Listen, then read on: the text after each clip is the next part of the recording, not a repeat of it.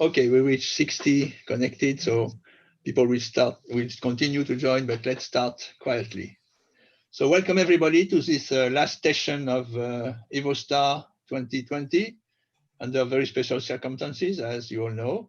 So this session is live stream on the YouTube channel, Species Society YouTube channel. Before leaving the floor to our last keynote, just want to remind you that you should stay with us after the keynote, but in another Zoom room when we have the closing session with all the awards given. And also for those of you who want, you're welcome to Species Society annual general meeting at 2 this afternoon after lunch. You're all members of the society and we need goodwill and everything to help us continue to run EvoStar, whatever the circumstances. Okay, without any further ado, I will give the floor to Stefano Cagnoni, who will introduce our speaker. Stefano.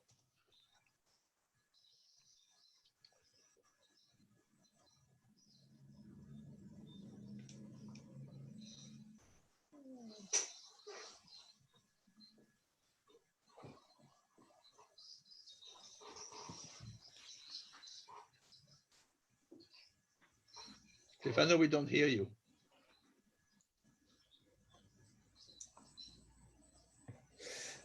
Hello, welcome to the, this plenary talk, the second plenary talk of EvoStar 2020. It is my real pleasure to introduce Roberto Serra for several reasons.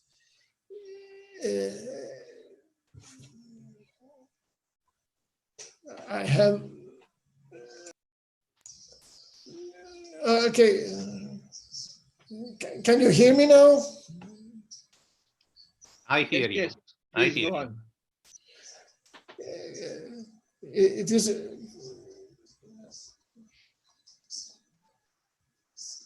You're online. Yes. Can you please switch off the audio from your computer, Marc?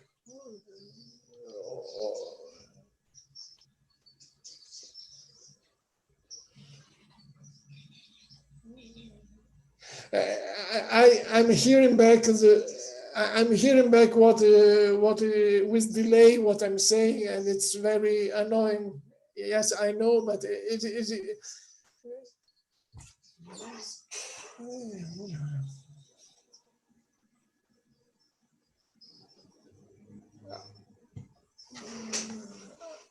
Okay, no, maybe it's fine. Okay, that's fine now.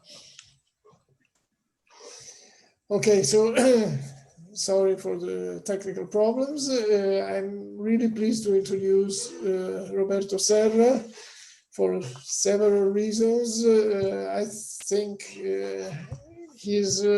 both his working activity, his working life, and his research interests have been really special because he's one of the few people that has shared his career among industry before and then has gone to academia in 2004 after 20 years of research, of course, in several industrial locations in Italy. He's been the director of the Montedison Environmental Research Center for 10 years. And also for his multiform research interests. He has a background in physics, but he has done a lot of work in high-performing parallel computing and now he's mainly working on complex systems and artificial biological systems. Another reason why I'm very happy to introduce Roberto is, of course, because he is a very, very good friend, and it is a pleasure collaborating with him. And we are also sharing something which is somehow related to EvoStar, which is the organization of Vivace, which is a very small workshop that shares the same friendly atmosphere of EvoStar. And so I think this is, from the human point of view, is really important, and I think he will be a perfect fit for EvoStar. So let me just pass the mic, and let's just invite Roberto to start his talk about dynamically critical networks. Okay, first of all, I wish to thank the organizers for inviting me to deliver a keynote speech at that very important conference. And I wish also to thank Stefano for his very warm introduction. And I would have really liked to be in Seville with you, but unfortunately the epidemic's outbreak made it impossible. I hope anyway to be able to give some stimuli, perhaps let me say some food for thought, even in this kind of reduced format. Anyway, one thing which I would have liked would have been to discuss with you also in informal settings, at the coffee break, lunch, and other things, other chances.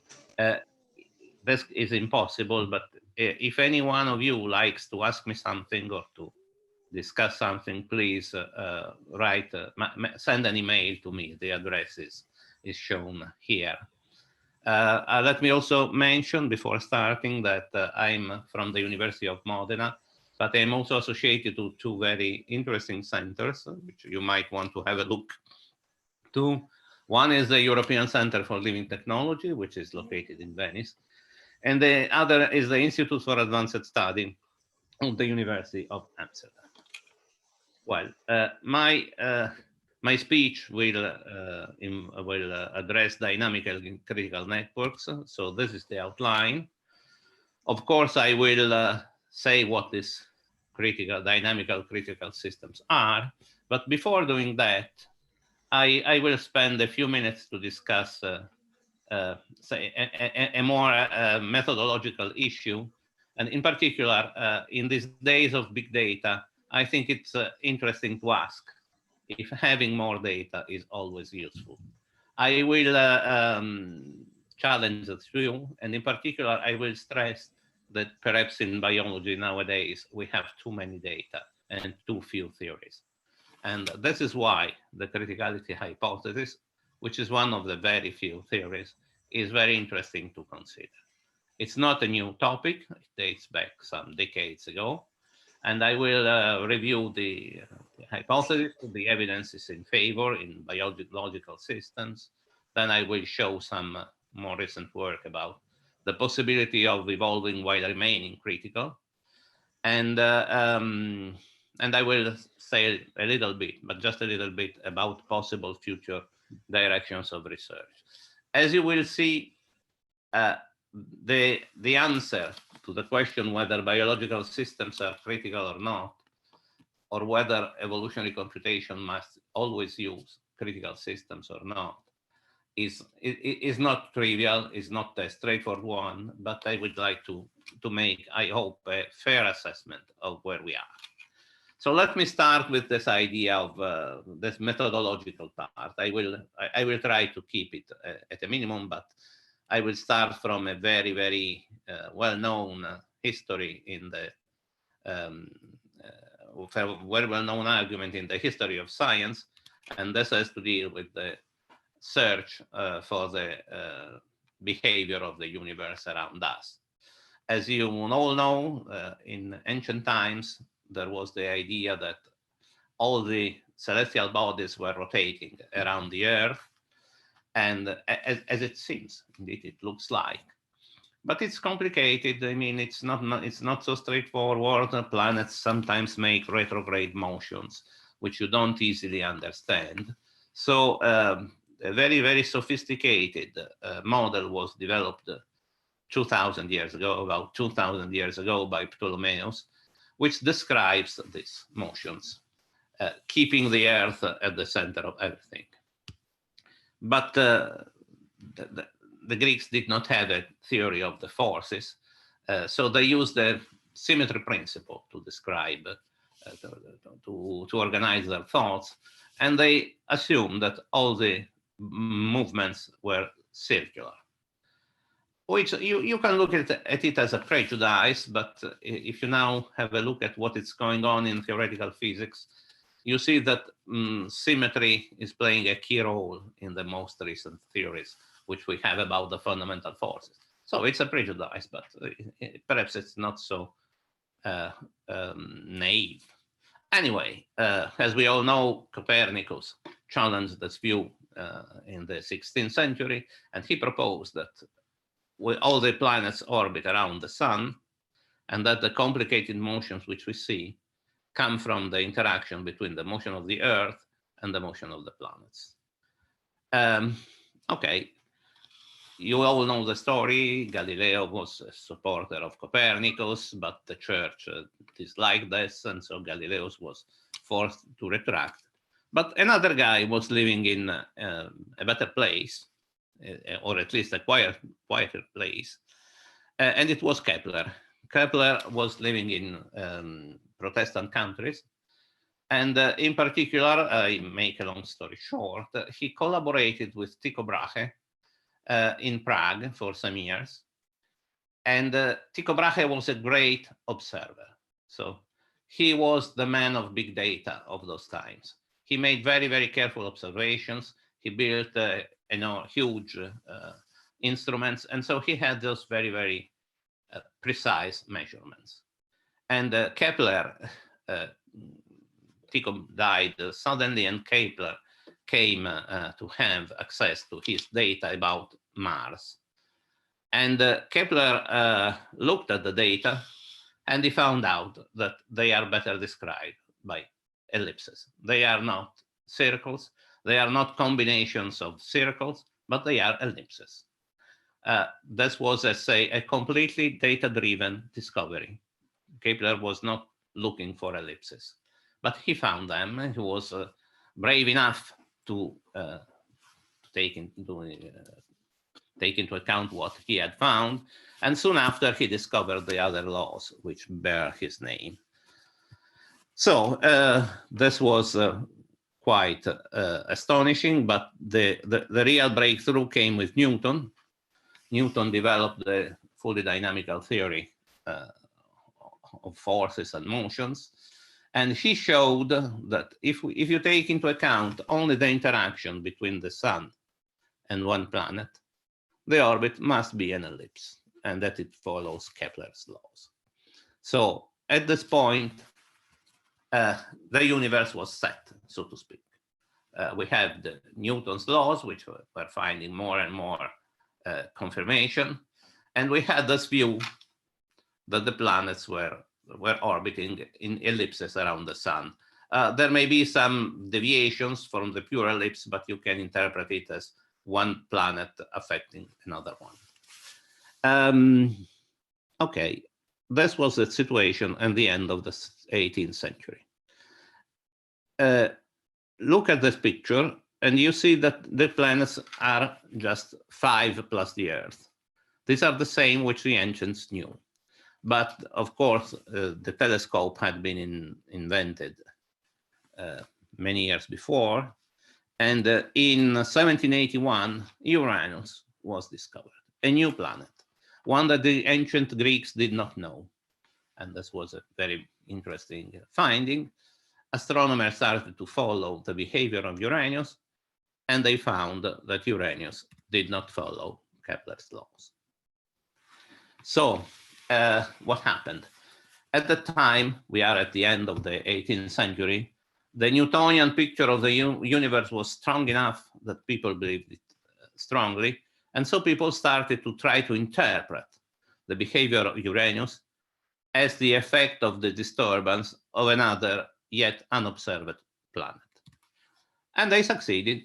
there were two scientists, one in Cambridge, John Couch Adams, and one in Paris, Le Verrier, and they found out the position of the planet, which was perturbing Uranus' orbit, and so Neptune was discovered.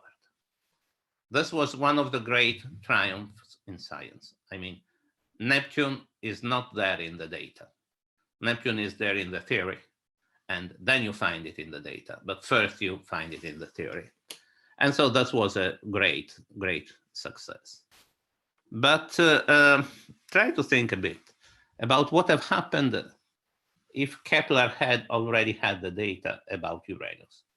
Suppose that the telescope was available earlier and that Uranus had been found before. Then my guess is that Kepler would not have dared to propose the ellipses because they would have not been supported by the data.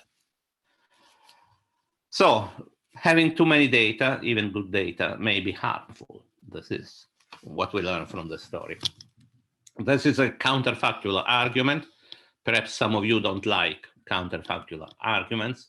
And then an alternative is that of thinking of the good times in science, of the great times in science, when they take place when theory and experimental results grow at a similar pace.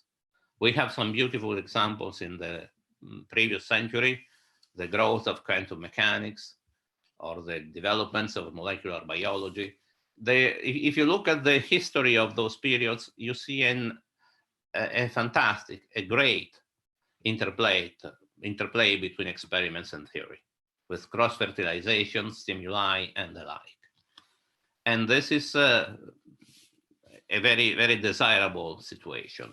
Unfortunately, today we are not in that situation. Perhaps in fundamental physics, we have an excess of theory. So I mean, there are beautiful, sophisticated theories, but they seem to have very, very little chance of being experimentally checked in the foreseeable future. And quite the opposite happens in biology. In biology, we are facing a huge amount of, a huge increase of the data. This is just one of the pictures, but it's on a logarithmic scale. So the growth is exponential. Our databases are full of data, but there is very little theory to interpret them. So that's the other way around. Here, perhaps we have too much theory. No, it's not a good thing to say. Here we have too little data, and here we have too much data, too little theory. Then it's very important to consider the very few candidates to a general theory. Of course, there is biological evolution, but apart from biological evolution, we would like to have more theories.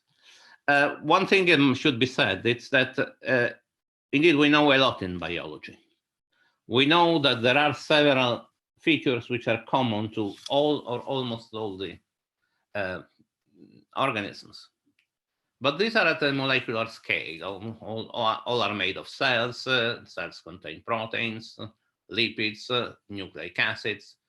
The protein synthesis mechanism is about the same in every organism, not only, even the genetic code, which associate an amino acid to a triplet of nucleotides, is the same for all the organisms. So it's not that we don't have good, let me say, theories at the molecular level, but we don't have such theories at a larger scale, as I said, apart from evolution.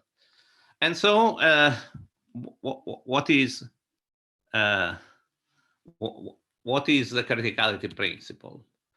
It's that there are some aspects. If you look at organisms as dynamical systems, There are some features which are privileged, which give particular interesting properties, and which can be privileged by evolution.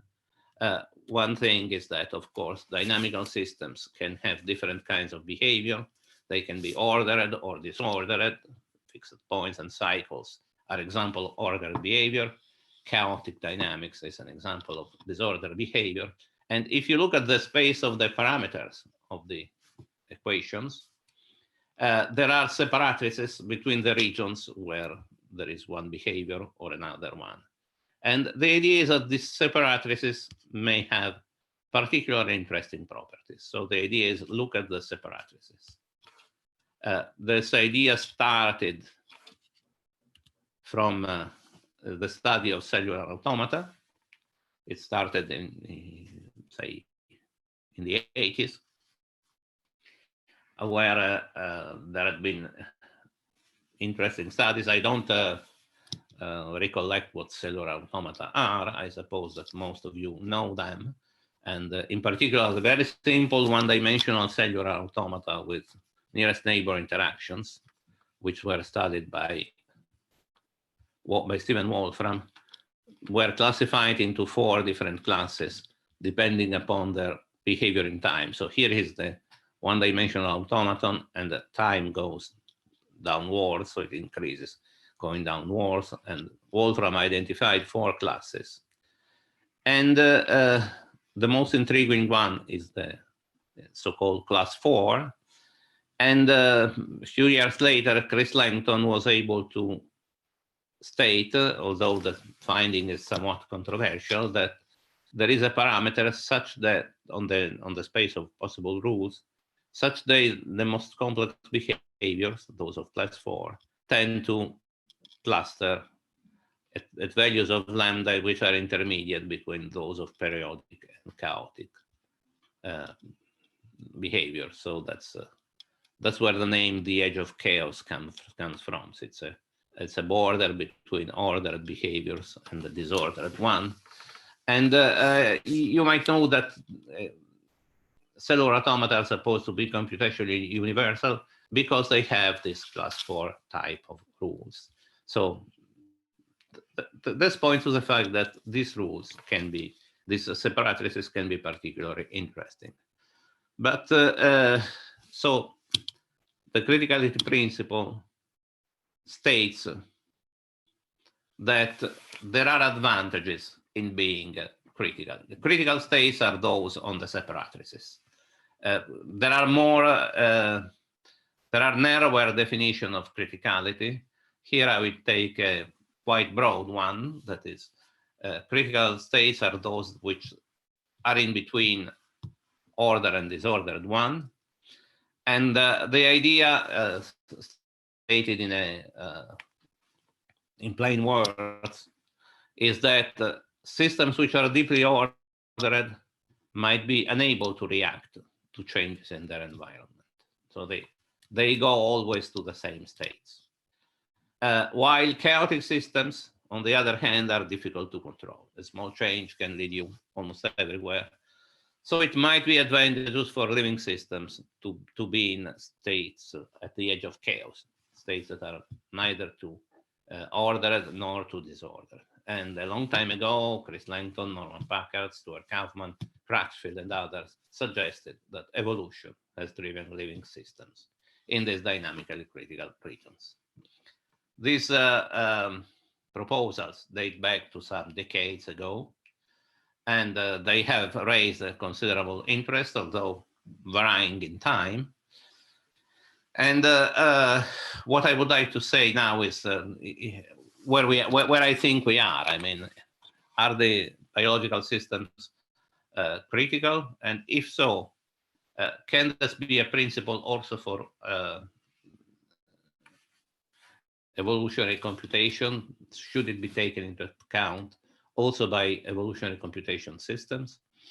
As far as biology is concerned, there are two reviews which are quite wide and quite complete. One is from our group, and another one is from a Spanish group. And I will not mention the original works I will just mention briefly in the following slides some more recent works which are not covered in these reviews. Okay, a few things about this critical system. In a sense, saying that you must not be too ordered, neither too ordered nor too disordered, may seem a trivial statement, just the happy medium. You just say in between. Well, criticality is not this. It's not an interpolation between the properties of one and the properties of the others. It's the presence of sharp transitions from one condition to another.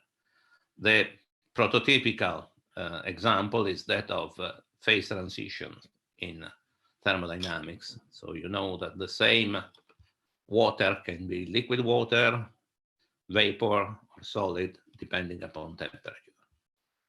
It's not that you are a little bit gas and a little bit water, or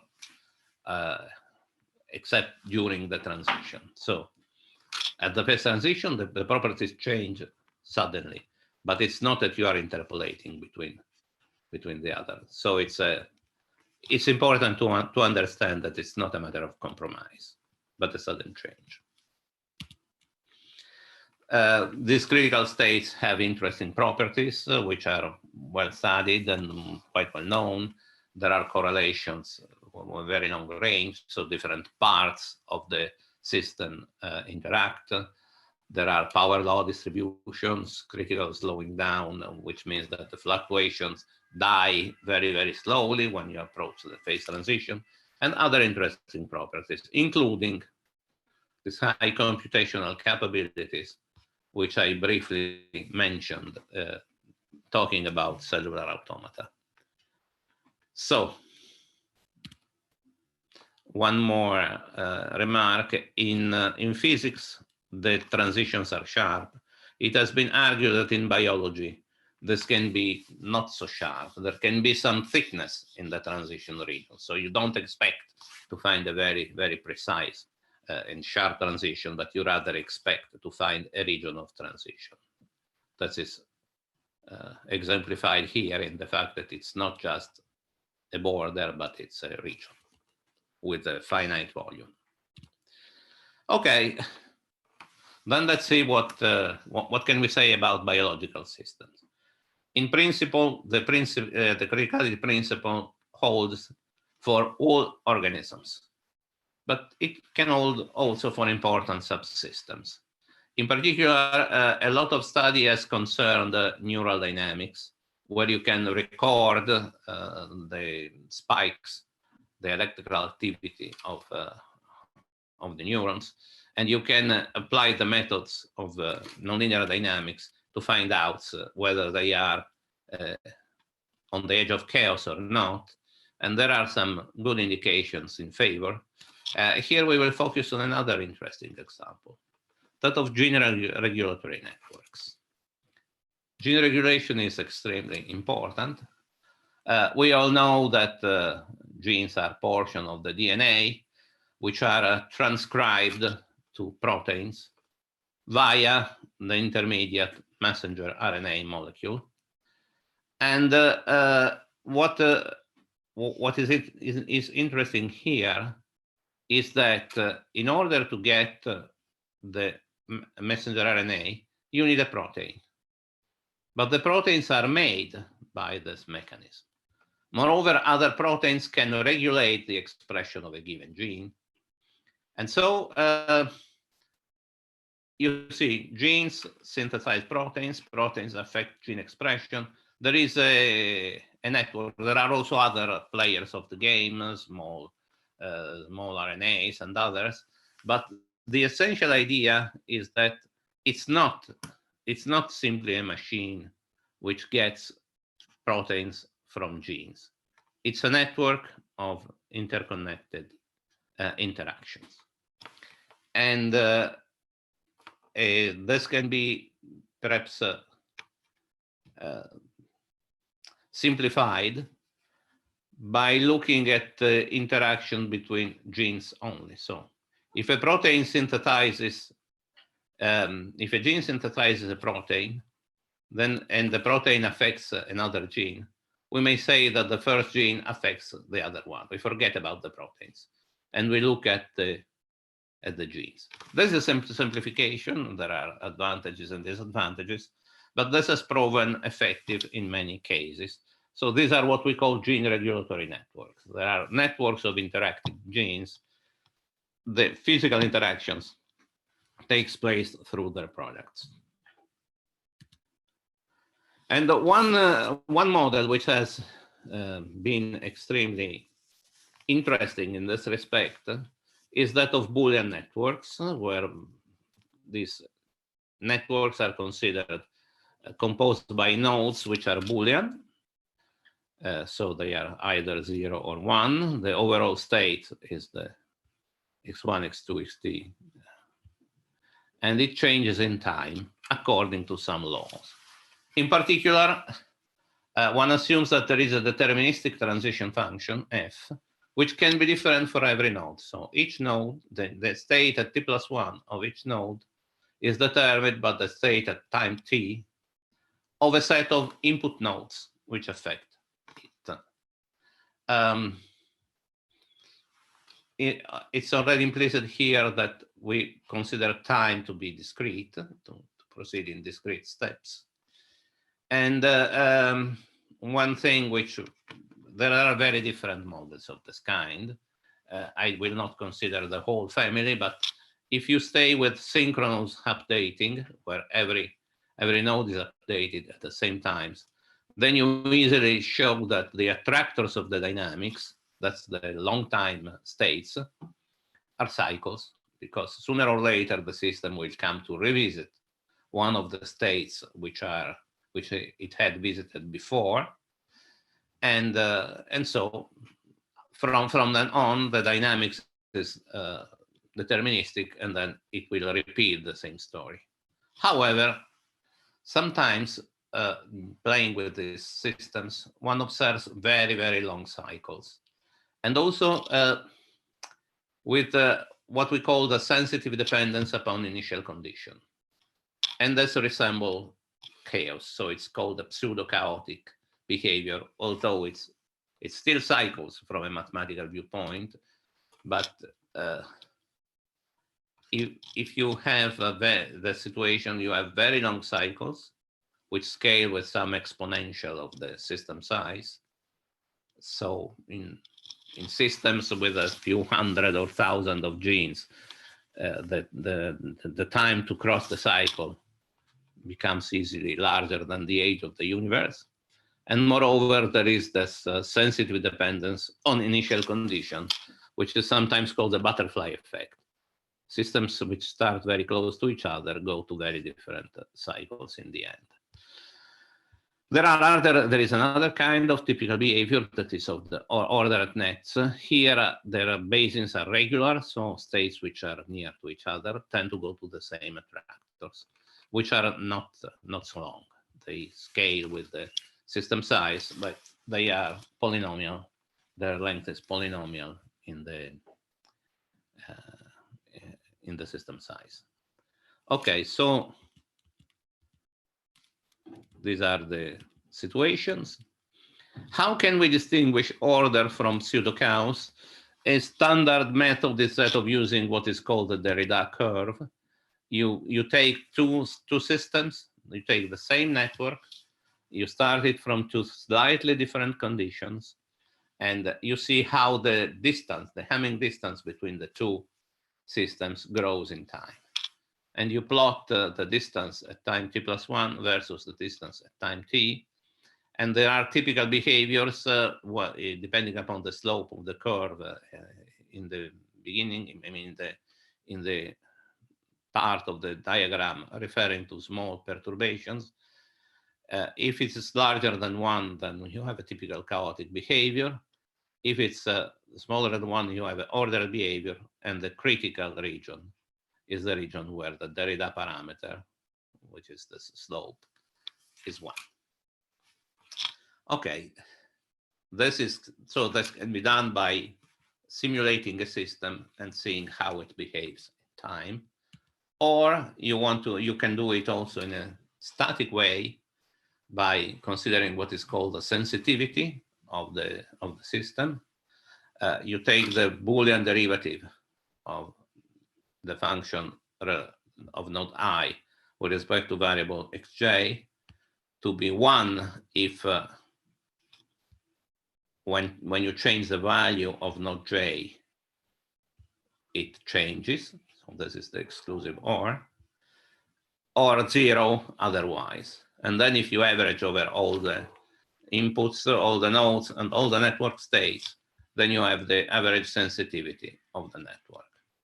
If the system is ergodic, I will come back to this in a short time, then you can use both. There are two different ways of using these Boolean models. One is that of describing specific circuits, specific situations based upon detailed knowledge of biological data. In this case, you deal with a few genes, or maximum with a few hundred of genes. These are subnetworks of the whole networks of an organism. They are embedded in a wider network, but sometimes biologists know enough about one of these subsystems to be able to draw the pattern of influences between the various genes. The other alternative is that of going to random networks and looking for generic properties common to very different organisms. So the methods are different, the questions are different, both are relevant for us. A recent work has shown that studying a database of several genetic circuits which have been determined by biologists, there is a strong prevalence. Most systems have sensitivities close to 1. If you are dealing with one of these systems, you usually make the static calculation, and this is what the group at the University of Arizona has done. And they found that they tend to be critical. Most networks, most real biological networks are critical. However, there is a caveat that these circuits are only partially known. They are subnetworks of larger ones, and so they have to include some external nodes. And so the dynamics of the whole system depends also upon the dynamics of the external world. So it's a little more cumbersome, but in spite of these limitations, these are results which point to a wide diffusion of criticality in gene regulatory subnetworks. However, note, they are diffuse, they tend to prevail, but it's not that every network is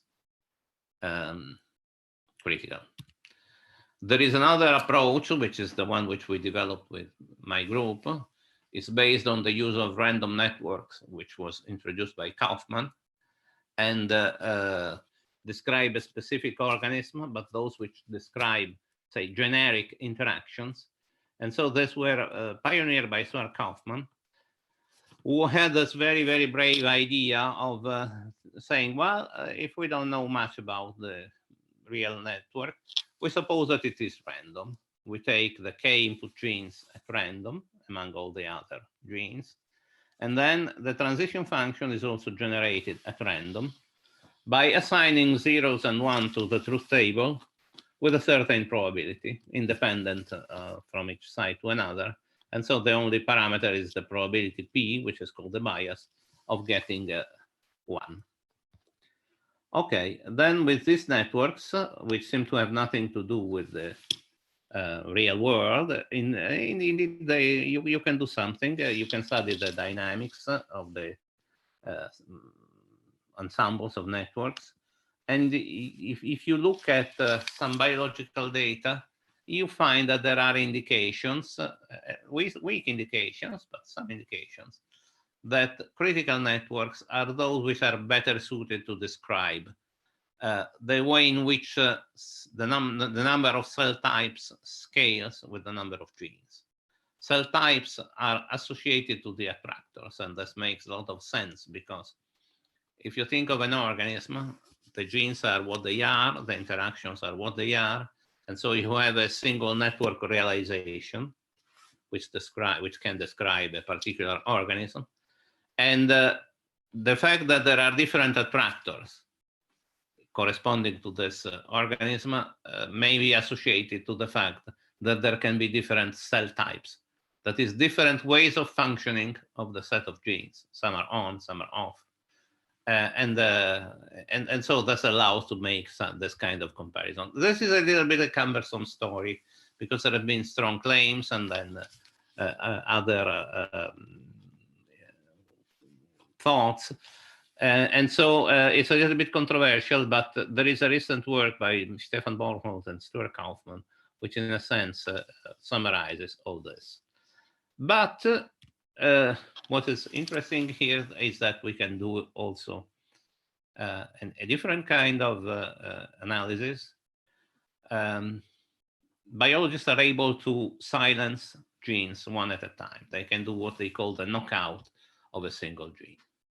Then there are methods, experimental methods, to compare the expression levels of the genes in the wild type, the normal one, and in the knocked out one.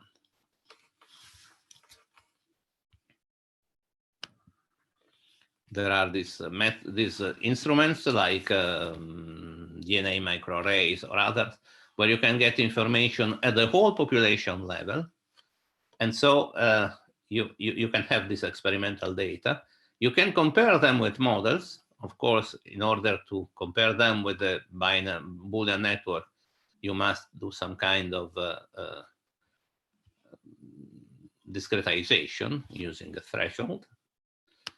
And then you can simulate a random Boolean network on your computer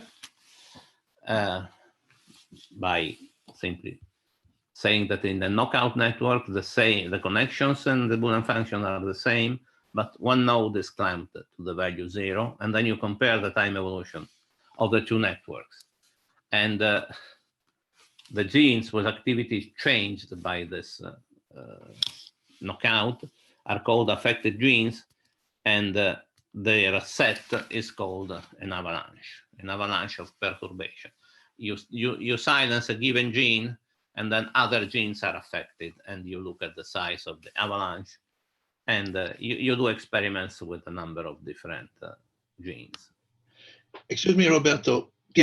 People are asking that you try to put your slides full screen. Do you think it's possible? Who knows? Let me try. Okay. Yes. Okay. Thank you. Thank you.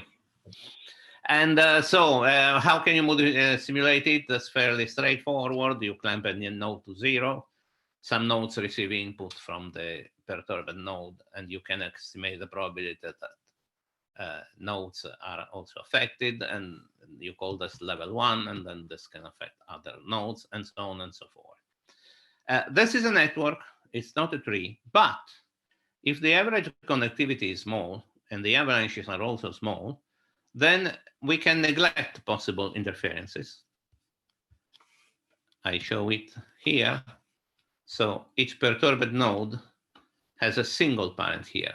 You neglect the idea that this downstream is going to affect this one, or that this is going to be affected by two different nodes, or that it has two different parents. This makes a lot of sense with the number which are there in the biological organisms we are aware of. And so you can simplify a lot the computation. I go quickly because I have lost already a lot of time. These are things that are described at length in the literature.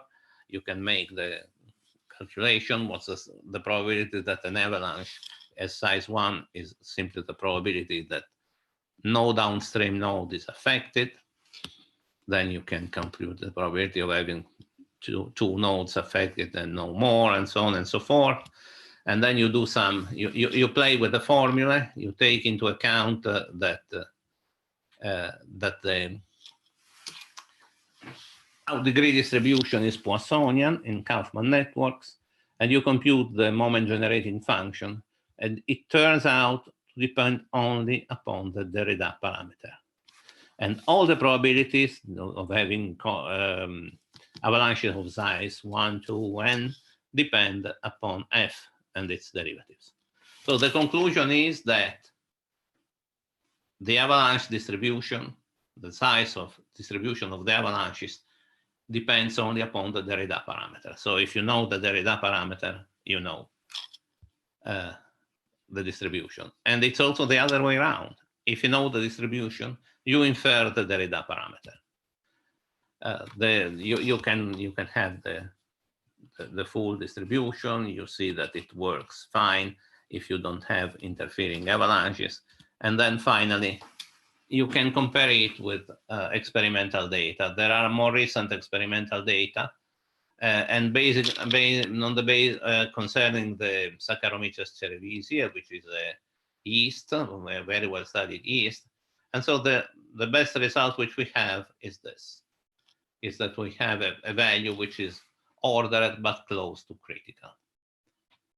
So there are also previous studies that come to the same conclusion.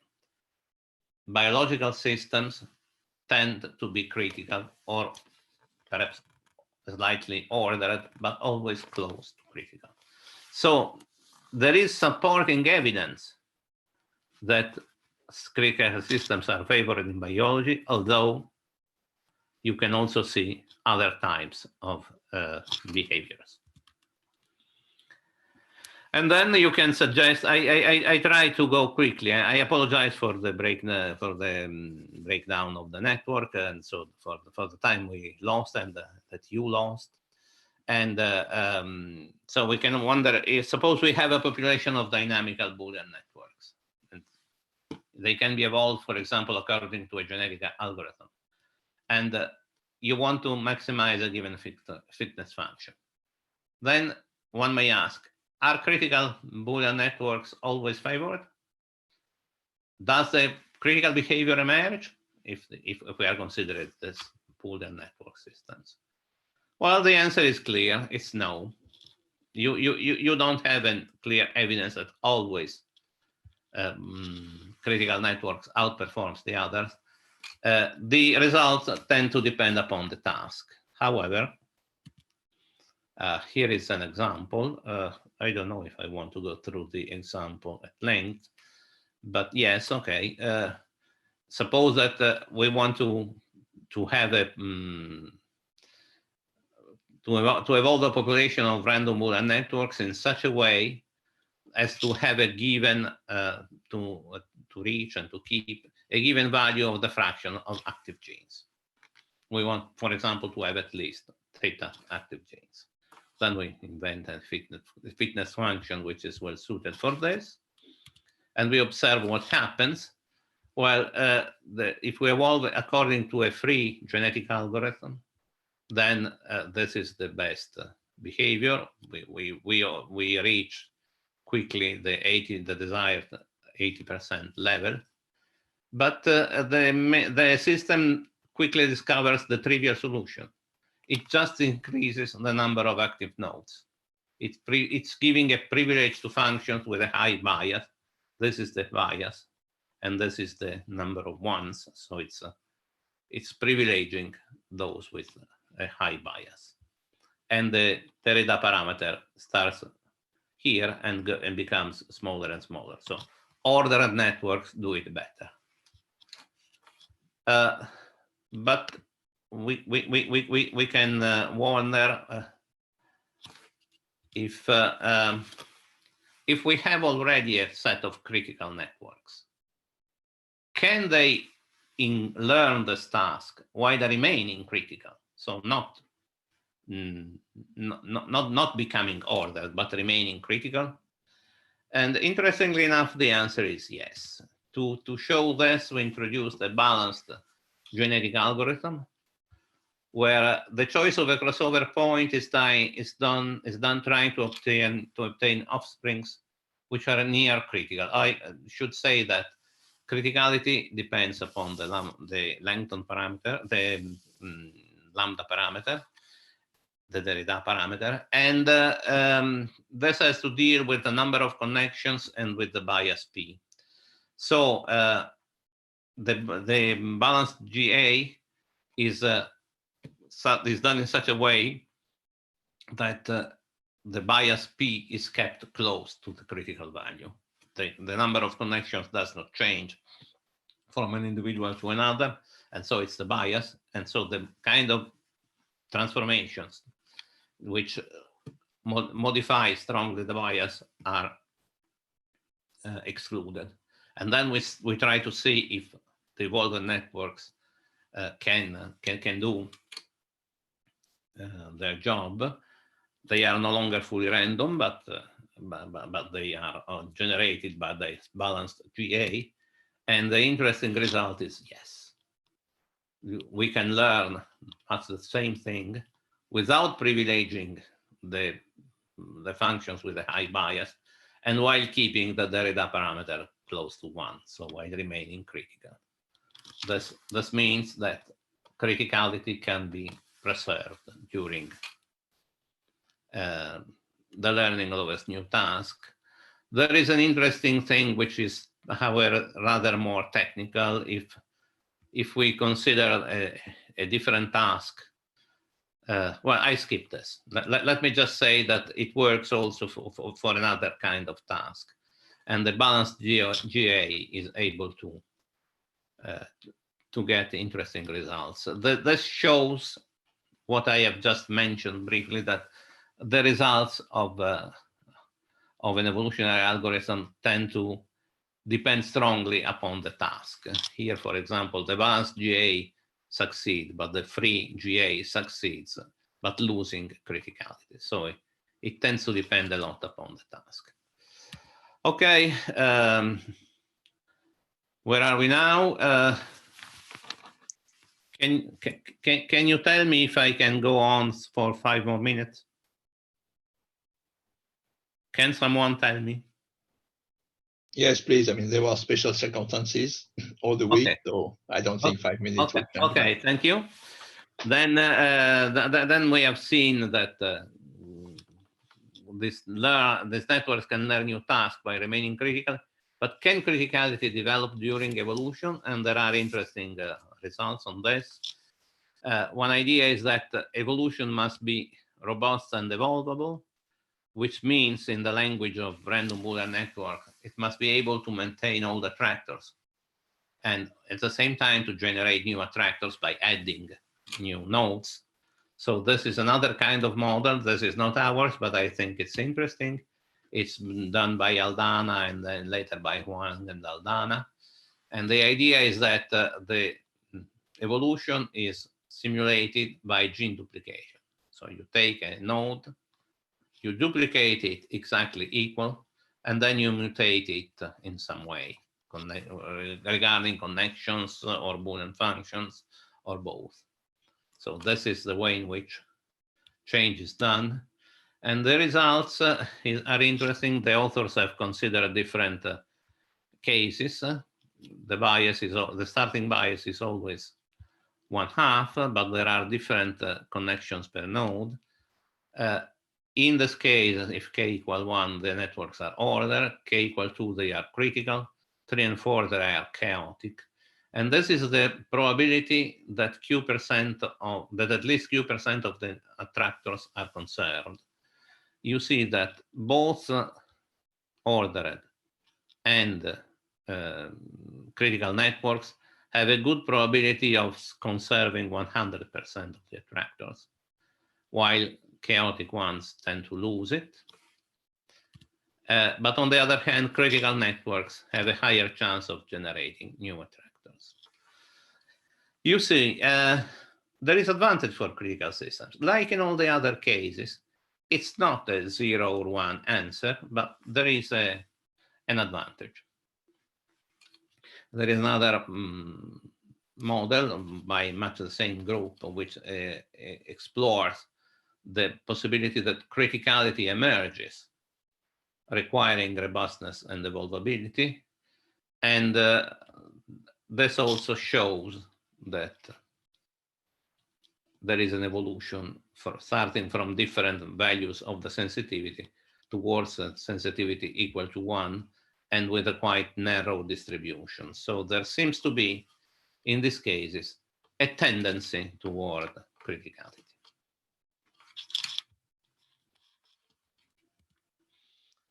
Conclusions.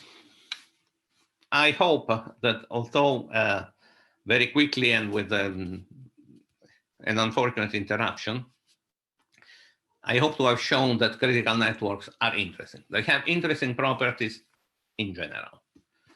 They are also favored in several biological systems.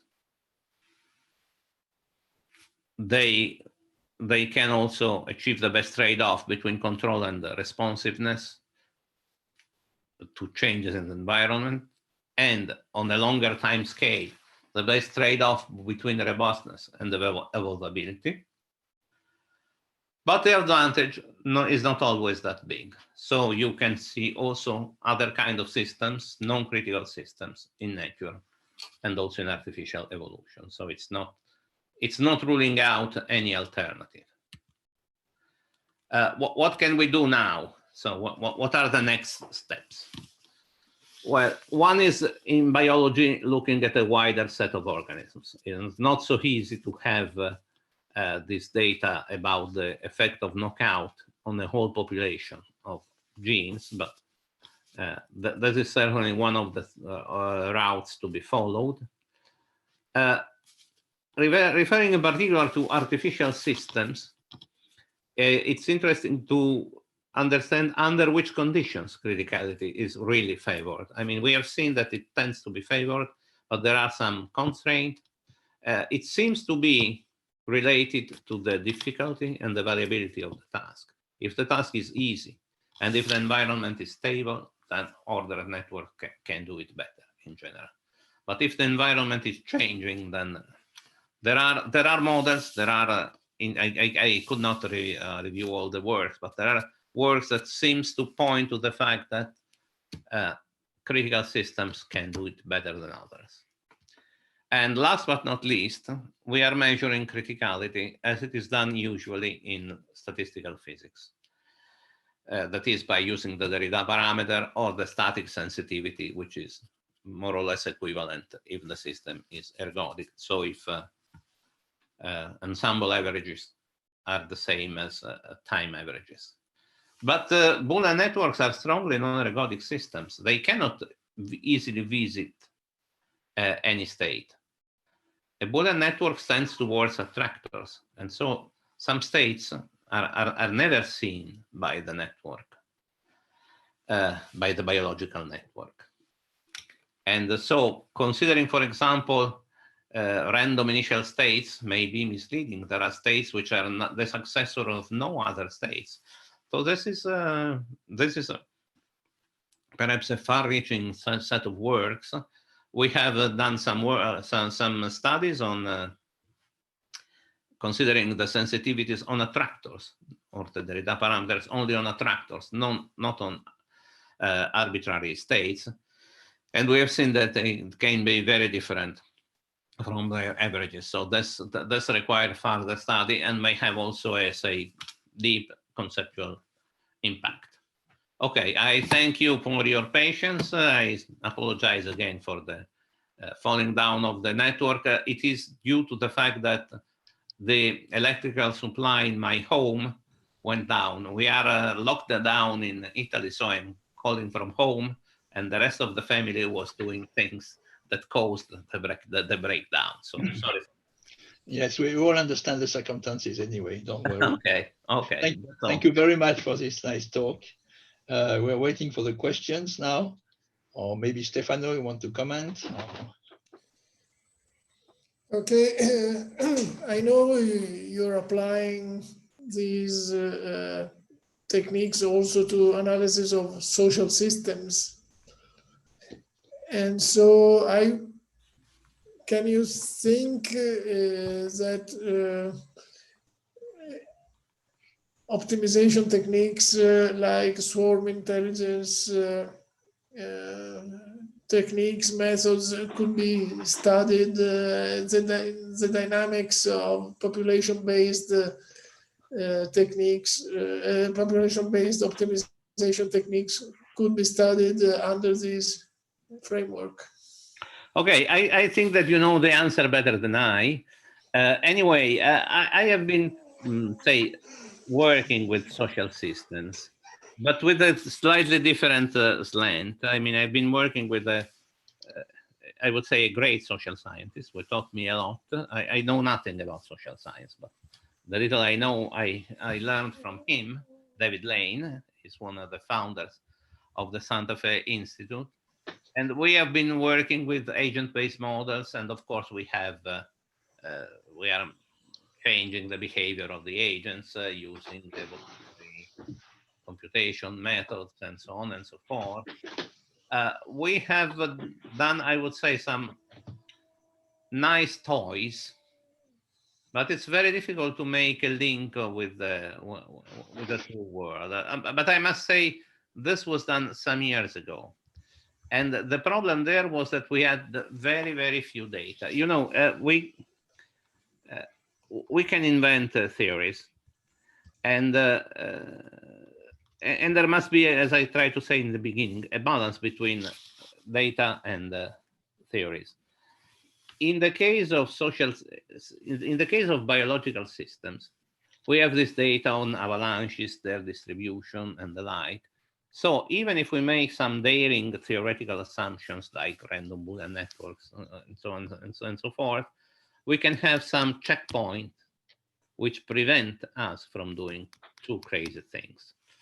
I am afraid that in social systems, there is no such a wealth of data, except, I would say, because I'm not been working on those in the last few years, except now on those data concerning what's happening on the web.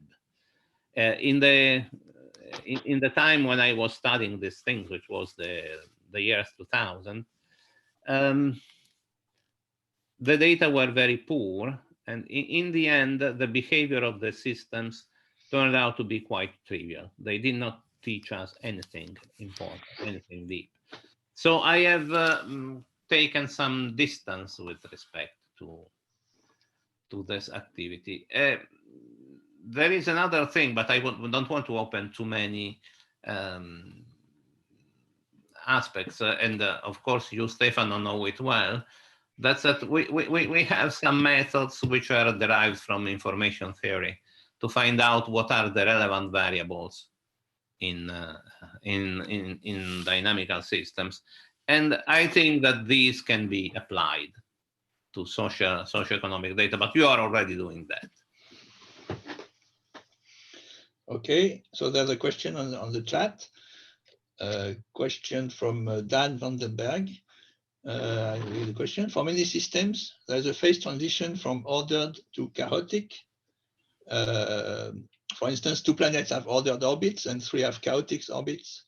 In heuristic search, we also see a transition in hardness. 2 sat is easy, 3 sat is hard. Do you have any ideas why in both cases a change in behavior is between 2 and 3? Well, it depends. If I understand the question concerns the number of connections per node, right?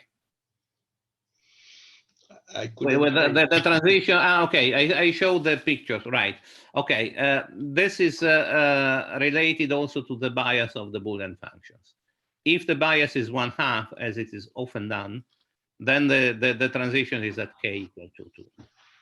If one goes to k equal to 3, then the critical state is at the different biases, which is about 0.1, 0.2. So it's a line in there is a kp space. K is the number of connections, p is the number of is the bias, and there is a critical line in that space which separates order from chaos. Okay, thank you. So a question by Anna Spacia. Do you think that the transmission of COVID-19 can be modeled with critical dynamical systems? Okay, good question. Well, I have a certain respect for the work of epidemiologists. So in a sense, I would say yes. But I think that the models to be used in that case are rather those which are already in place by epidemiologists who are studying how the epidemic spreads on complex networks, which can have, say, some kind of not too trivial topology. However, let me try to be brave. I think that just by looking at the way in which the number of cases is increasing, fairly traditional population dynamical models can do a good job. Okay. So is there any other question? Due to the delay. Okay. Okay, I don't see any other questions, so I suggest that we end the session here. Thank you very much, Roberto. In spite of the technical incident, I guess everybody stayed online, which is something remarkable, even during the interruption. Okay, so good. This is a very good sign. And so Yeah. I think that this means a lot of applauses now that we cannot hear. Okay, thank you. Thank you everyone for watching. Thank you, Stefano. And thank you, Roberto. And please, let's meet immediately for the closing session in room D that you've received information about this morning. See you there immediately. Okay, bye-bye. Okay. Thank you very much. Thank you very much. Bye.